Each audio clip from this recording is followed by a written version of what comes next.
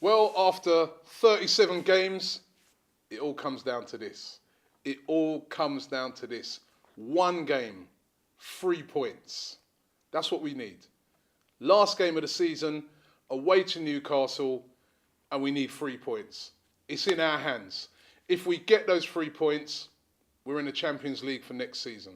And I know there's been a lot of people, we've interviewed them throughout the year, and they said things like, well, I don't even want to get in the Champions League. None of you are feeling like that now. We all want to get into that Champions League. It's vital for us to get into that Champions League.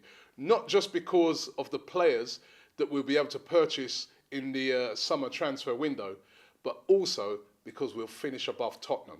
And for any Arsenal supporter, that is so important. So let's have a look at the game on Sunday. Newcastle away. Normally a very tough assignment. The last 2 times we've been to Newcastle, we've drawn both of them. It's a tough place to go to. However, this year it's a little bit different. A little bit different. The reason why I say that is, for us, we're going there and we've got to win the game. And we've had an excellent away record in the last couple of months. Brilliant away record. Taken out Sunderland, taken out QPR in the last game. We've been really playing well away from home. Not spectacular, but getting the job done, defending well.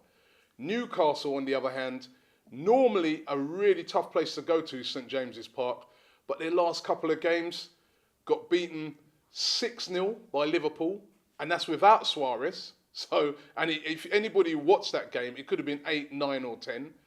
And they got beaten by their arch rivals in the game, the absolute game that all of their fans demand that they must not lose. They got beaten 3-0 by Sunderland. So the omens are good. They're not playing well. They're not defending well. They haven't got anything to play for because they're now safe after us relegating Wigan. So what frame of mind are Newcastle going to be in? Are they going to be in that frame of mind where they just say, well, last game of the season, we're just going to give it all we got and, really try and put in a great performance for our home fans on the last game?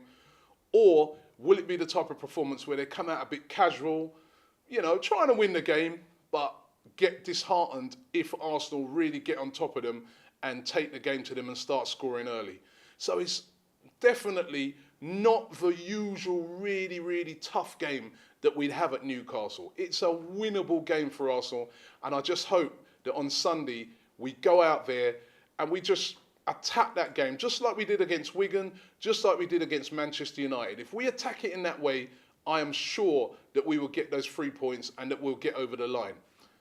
Key players on Sunday, again, as I said the other day, Theo Walcott.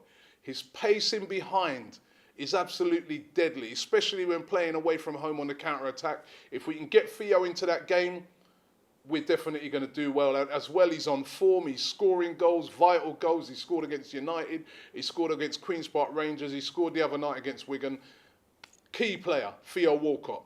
Santi Cazorla, absolutely key. If the little Spanish magician gets on the ball and starts weaving around and starts passing it around like what he did the other night, we're going to be all right. Also, the defence. Really, really important that they play their part. Newcastle may not be great defensively, but attacking-wise are still a threat.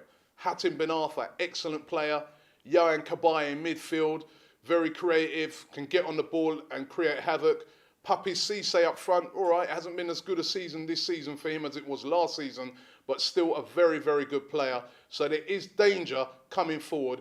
Our defence is going to have to be rock solid. And in fairness, they've been rock solid over the past couple months. Mertesacker and Laurent Koscielny have been absolutely superb. Superb they've been. They've got to keep that up on Saturday. They've got to keep it solid. Gibbs has got to be on it. If Gibbs play, I know he had a little bit of a strained hamstring the other night, but hopefully he'll be fit. If not, Monreal will come in and he will be able to do a job. And Bacary Sagna, his experience in these sort of positions is going to be very helpful. And then the goalkeeper in behind them, Wojciech Szczesny, has made some vital saves in some of the recent games. He's got to keep his form going. If they defend properly, I am sure that we can win that game. We beat them 7-3 at our place. Yes, 7. Remember it, we put 7 past them. We've been to Newcastle and put 4 past them before. I remember that game, we were winning 4-0 and then let them back into the game.